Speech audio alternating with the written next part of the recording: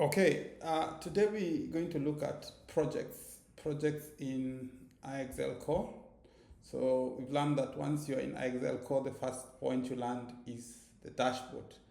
Dashboard pretty much gives you an overview of what your entities are all about, what you've done within the system, and every of the things you've dealt with a customer. So we've learned that everything we do within IXLCORE is tied to a customer or tied to a lead within the system. So we're able to do projects within the system. So to create projects, we can create projects from this project tab and create a new project. So we'll see all the projects existing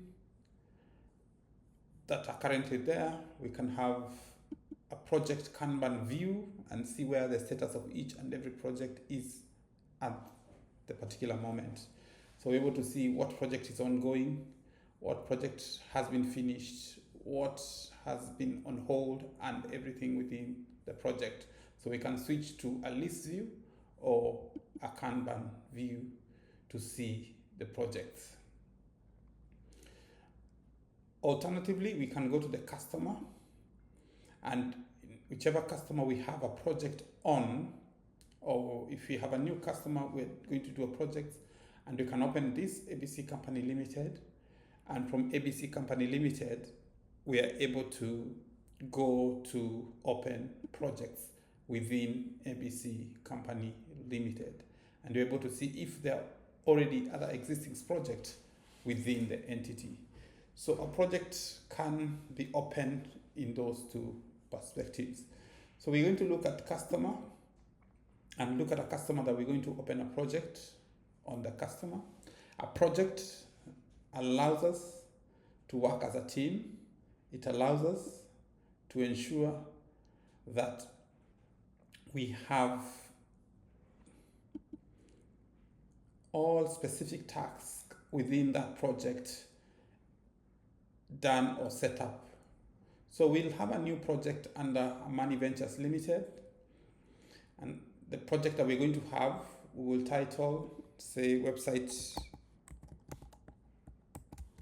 redesign.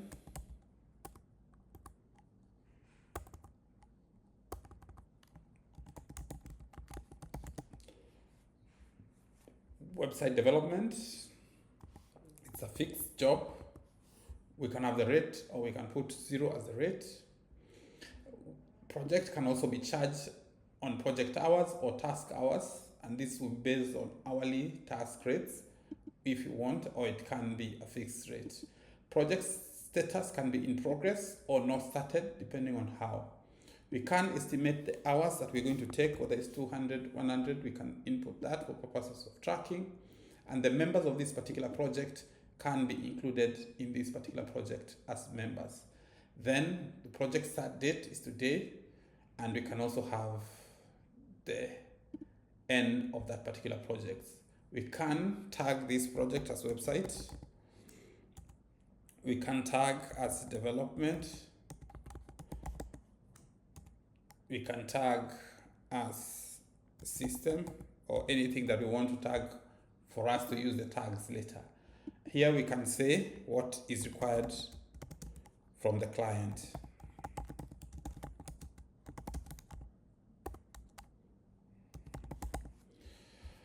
So once we do that, we tick on that, and then we submit. In submitting, we are able to create the project account or the project email, and everybody that is a member of that particular project is included in that task. So what happens after we've created the project?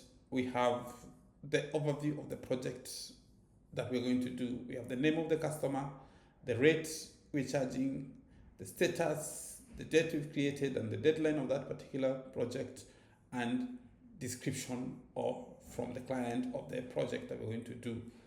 We have expenses for that project, the billable expenses, the billed expenses or the unbilled, the days left for us to finish the project, and any tasks that are within that particular project. So here we'll have a summary of the tasks. And then we have the timesheet, the time it has taken to complete various of the tasks, and then the milestone or any project file that we need to have here. So for a start, we start with milestone because milestone drive tasks, then tasks drive timesheets, wherefore we're able to clearly set. So we can set various milestones. So we can have the first milestone as registration of domain as a milestone. We expect that to be done by 10th. We describe maybe purchase of domain or whatever description we need to put to ensure that we can have this decision shown to customer as long as I check, and then we can submit. That is the first task that we need to achieve for this particular project. So we can have various projects or various tasks or milestone rather within these particular projects. So the second milestone will be creating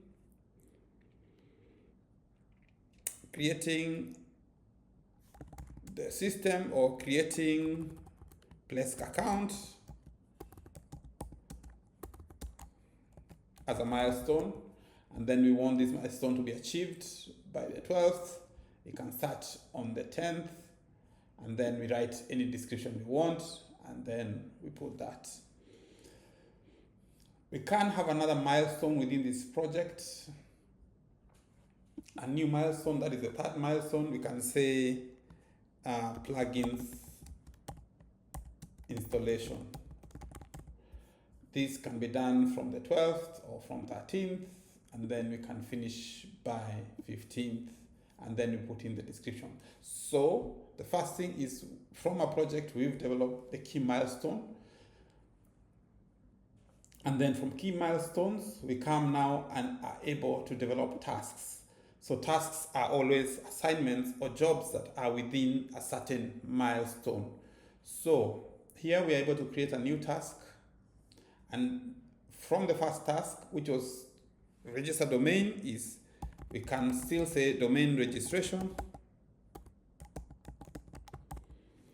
It's a registration, and we have also the due dates for this. And then the priority is high, or we can change the priority. Is it a task that is supposed to be repeated every time? No, it's only supposed to be once, or so we don't select anything. The project is website, and then the person assigned to do this task can be Fidel or anybody, or for assigning of that task. So if we choose Lewis Maingi, and then we say that is the one to do the task, and then the person followers on this particular task are also included, and then we write what is the description of that particular task and submit. In submitting this particular project, in submitting this particular task, then we'll have this appearing, or this can be done by the person who's now assigned the task. The assigned person is able to complete this project. Within the project is able to complete this task, or the task can remain as an undone task. Then we can also have a new task, again, different task depending on the different accounts. We can say Plesk registration,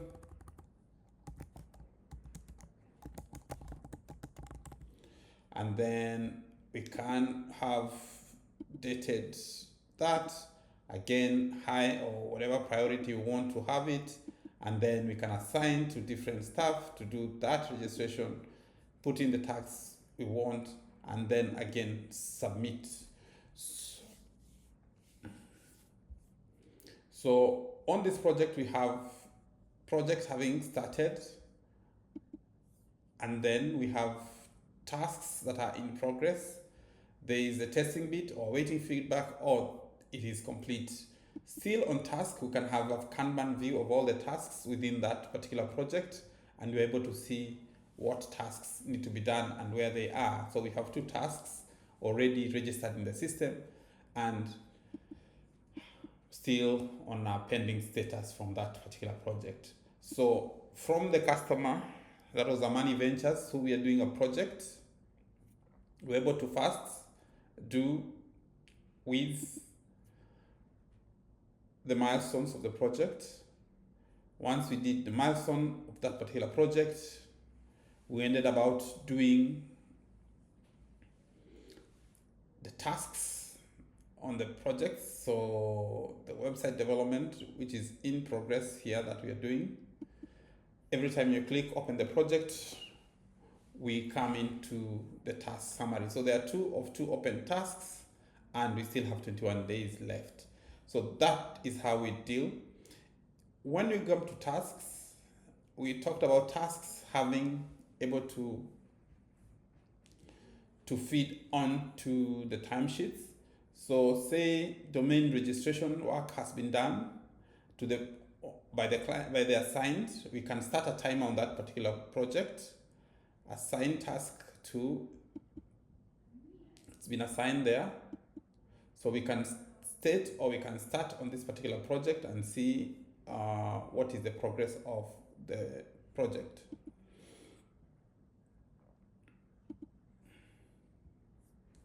So we can start a timer on this project and start working on the project so that the timer can compute the time. We can stop the timer and say, okay, we've completed at that particular time and save. Or later on, we can come and do a timesheet, which is allowed. So we said we started this project. Yes, we started at 8, at 7, and then we completed the same project, same date at 9 p.m. And then any note we need to put, okay or completed, we say submit. So the timesheet drives has been able to be filled. You can look at the statistics of the project. Statistics shows the timelines of what was spent on that particular project. And then this tick allows us to complete or mark it as complete, because we're able to mark fully what is the status of that particular project. So we have mark as complete is the same as me coming and ticking and saying mark project as complete, and it will be completed. So as projects continue to be done, timesheets will be filled, because now tasks drive the timesheet, and this will be able to know the time that has been spent on that particular project.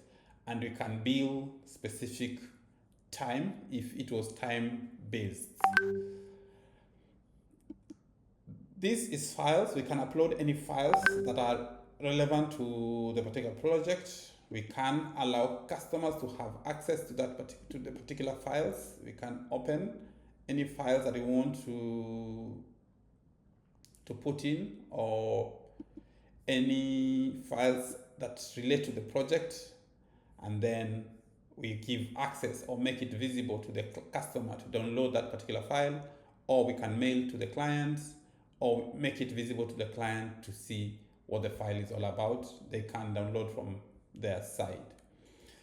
Discussions relate to all the discussions that are alluded to this particular project. So a discussion can go on as what we want to create a discussion. Customer feedback can come through discussions on this particular project that we're dealing with, Amani Ventures. Then we have Gantt chart.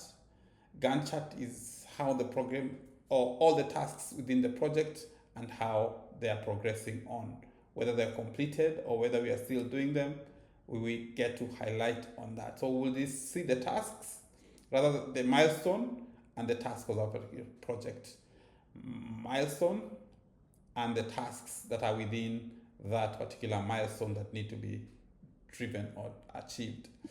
If the client has any tickets or want to raise any tickets in regards to this particular project, we will find all the tickets registered here, or internally we can raise the tickets on behalf of the client from this button. If this project was done within a contract, is a maintenance contract, it's a maintenance job, or there's a contract to develop our website, we can have the entire contract also stated here, and we would know whether the contract has been signed or not by the client. When it comes to sales, this means right here from here we can raise an invoice. We can invoice the project from straight away from here, and we can be able to generate proposals or any other estimates back within this particular project for this particular client. If there are requests that we need to purchase that are aligned to this project, we can raise them from here. We can order, we can request from our suppliers, anything. Then we have the final tab, which is a notes tab. Any notes, personal, any notes from our side that are relevant for this particular project. And the final thing is activity. So activity shows what we've done on this entire project, who has done what is visible to the customer, what is not visible to the customer, and we can say what we don't need to be visible, we can block for the customer not to view from their side. So that marks a very powerful tool for projects, and we're able to assign and follow up on the particular projects one by one by one. We have the capability of raising expenses within this particular project and raise an expense for the client. So if it's an expense that we've incurred, we can record a new expense and categorize the expense accordingly. So we can record an expense, attach a receipt for that particular expense with the name of the expense or the name of the supplier, and then have whatever category that is there. So maybe we did fuel. So maybe we registered from the Shell petrol station. The amount was 30,000. Whether it's task and whether it's a billable or not billable, we can have the reference number of that, and then probably we did a bank transfer and submit. That becomes a recorded expense under the particular project. Wherefore, we are able to directly have expenses that have been invoiced and not invoiced, billable expenses and non-billable. We can record an expense and say Uber category, we can put it still under fuel or consultancy or travel. Once we put it under travel, we say it's 20,000, and for this we are saying we are not billing the client, and the mode of payment, we're doing it with a bank transfer, and then we submit. So this notes within the project, we have expenses that are non-billable, expenses that are billable and not invoiced, and we'll have expenses that are billed. So from the same project and from the same client, which is a Money Ventures, we can invoice the project. This is a single line or fixed rate project that we are doing, so we can do that. But we can also do, once we change how we initiated the project, whether per hour or per timesheet, then we have different ways to bill on that. We can also bill tasks and say we are billing on tasks that are completed. And then we can also see expenses like fuel, which we also need to bill. And then we say invoice the project, meaning we are raising that particular invoice for that project, and you'll see the total entire flat rate for the project and the expense fuel for the project and everything for the client. Once we raise that, we are able to submit the new billing or the invoice for that particular project. So that's the entire project process. We have an outstanding invoice of 130,000, no paid invoice within Money Ventures. So when we look at overview of the particular project, we can see billed expenses have already been billed of 30,000. We are looking at total expenses 50, with 20,000 being non-billed expenses, the open tasks, and then the logged time that we've done for that particular project. So that in a nutshell is how we develop projects and use projects as a tool for following up on our client activities.